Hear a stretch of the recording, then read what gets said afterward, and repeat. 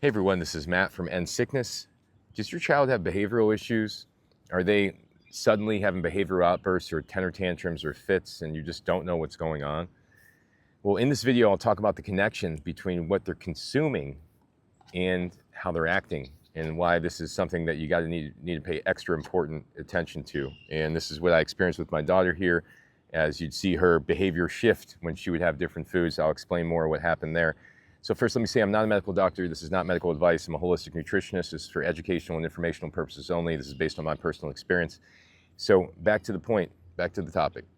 So people think often that children, that are young, when they have these temper tantrums or these ups and downs, that they think, oh, well, this is just a kid being a kid, when in fact, often it's due to the foods that we're giving them. The foods, the sugary foods, the processed foods, the things that are easy for us to give them, because we don't want to spend all of our time preparing things, because it's hard enough to have a kid. There's very little time. You got work, you got all these other things you got to handle. What's easier is usually better, right?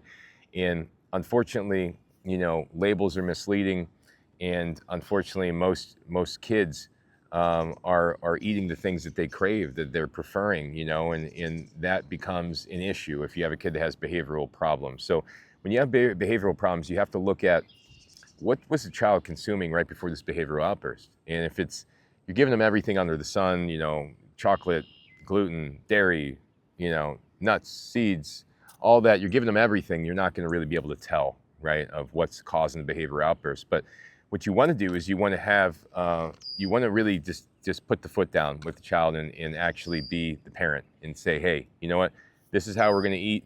I don't believe that these behavioral issues are you. I believe it's because of something you're eating. Let me show you. And we're going to go ahead and we're going to change what we're eating. And we remove the gluten, the dairy, the nuts, the seeds, the eggs. Maybe if anything, you could leave the eggs. Remove the processed food. Start with your fruits, your vegetables, your potatoes, your rice, your beans, a little bit of meat here and there. This is where I would start in terms of an elimination diet. See what the kid's behavior is over the course of, let's say, 2 to 3 weeks. And go ahead and observe and watch your child become a lot more balanced, and watch your child start to reduce some of those behavioral outbursts. And if there isn't a change after that, which I would be kind of shocked, then you got to start looking into mycotoxins. Okay, and mycotoxins are mold toxins that are in homes, that are in the majority of homes. And if a kid really has significant behavioral issues, you have to start to wonder what is causing the neurological inflammation that is driving these behaviors. And it is often, as I said, something we're consuming that's not being fully digested, that's leaking into the bloodstream, that's causing this neuroinflammatory reaction, or it's something we're inhaling. And the mycotoxins, you can learn more about that on my YouTube page or my website. Learn about which tests to do. It's called the mymycolab.com test. It'll test the antibodies to different mycotoxins. This could show you if the kid's having behavioral issues, maybe why. If your levels are ultra high for different mycotoxins, it could be part of the reason that the child is having challenges with their behavior and mental health. And this is something I experienced myself. This is something I saw in my daughter as well.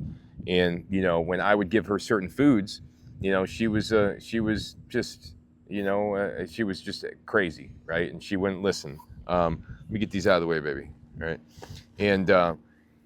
And I would give her, at first I'd give her a lollipop, when she was younger, and her face would light up and she'd stop listening. I'd give her bread, same thing. She would start to get angry. I'd give her, dairy. She'd start coughing, all these different things. She was so reactive to everything. I realized that everything I was giving her, there was some response if it was in that allergy category. So I ended up focused on giving her more of a plant-based diet.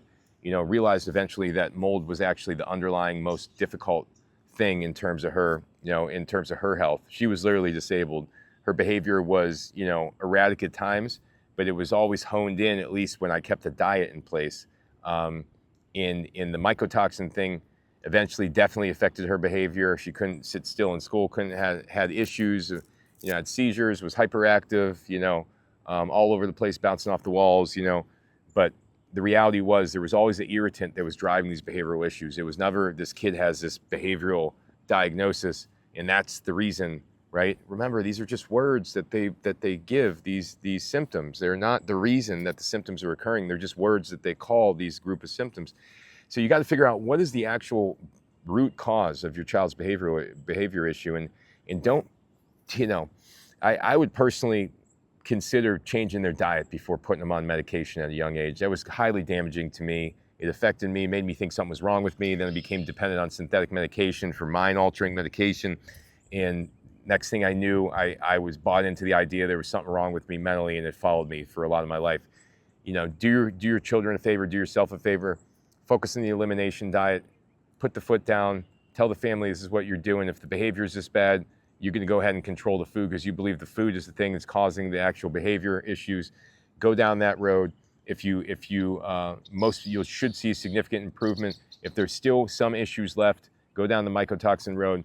These are the things that are really critical. The last thing I want to mention that is obviously very critical is you have to see why the child is overreacting, deal with the emotional and the underlying stuff, maybe the things that they say to themselves in their mind about themselves. You got to ask them what their story is about themselves. How do they feel about themselves in relation to the reality and everything? You know, do they feel good? Are they sad? Do they feel like they're always doing something wrong?